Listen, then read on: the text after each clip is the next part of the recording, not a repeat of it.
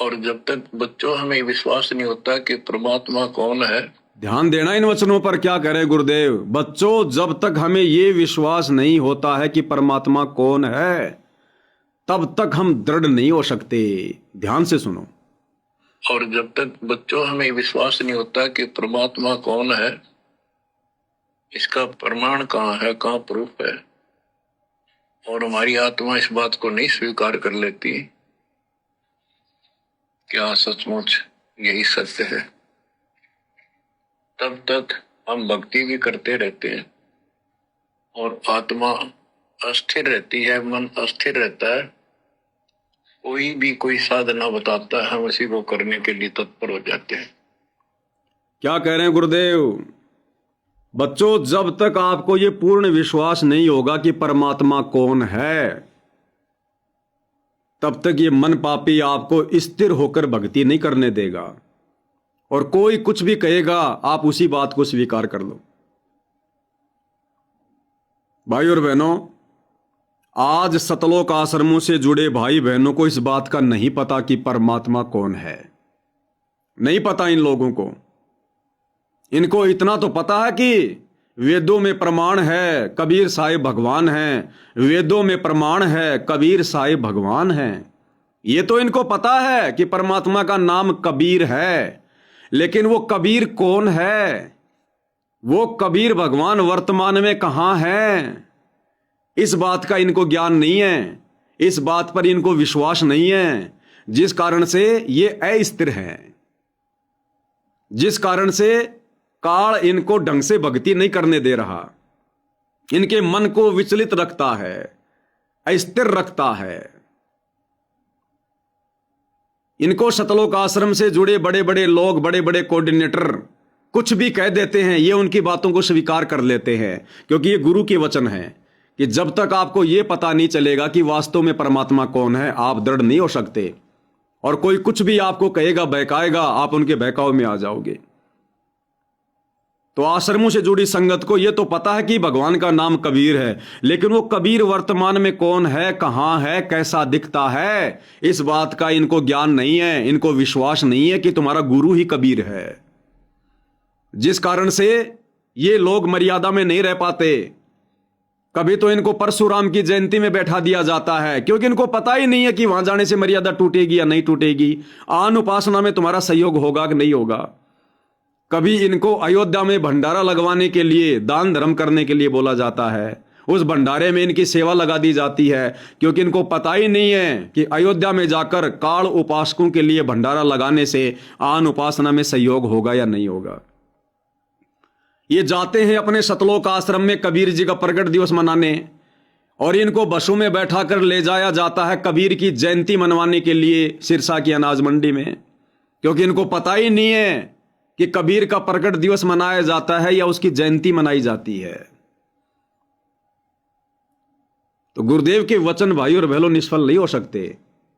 क्या कह रहे हैं गुरुदेव? ध्यान से सुनो कि जब तक आपको यह यकीन नहीं होगा, यह विश्वास नहीं होगा कि परमात्मा कौन है, आप स्थिर नहीं हो सकते।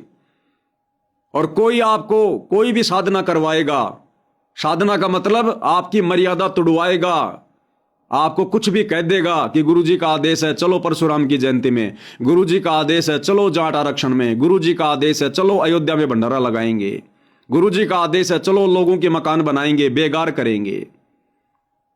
इस कारण से भाइयों और बहनों, इन लोगों को आज ये बेगार करनी पड़ रही है, बड़े बड़े पढ़े पढ़े लिखे लोगों को, क्योंकि बड़ी बड़ी पढ़ाई तो उन्होंने पढ़ ली, लेकिन अध्यात्म की पढ़ाई को ढंग से नहीं पढ़ पा रहे। अब इस अन्नपूर्णा मुहिम के तहत जो दुनिया के मकान बनाए जा रहे हैं, जो भगतों से बेगार करवाई जा रही है, विदेशों तक के भगत आ रहे हैं बेगार करने हिंदुस्तान में। विदेशों में रहने वाले भगत भी अन्नपूर्णा मुहिम के तहत उन जगत वालों के, नशेड़ियों के, मांसाहारियों के मकान बनाने के लिए विदेशों से भगत हिंदुस्तान में बेगार करने आ रहे हैं, बेगार करने। क्योंकि अभी इनको पता नहीं है कि भगवान कौन है, इनको पता ही नहीं कि हमने क्या भक्ति करनी है, गुरुजी ने क्या ज्ञान बताया है, ये भक्ति कैसे सफल होगी, इनको नहीं पता। क्योंकि परमात्मा के वचन सत्य हैं कि जब तक आपको यह विश्वास नहीं होगा परमात्मा कौन है। बच्चों, अपने को अपने घर का ज्ञान हुआ, अभी तक तो हमारे को अध्यात्म का सिर पैर भी ज्ञान नहीं था।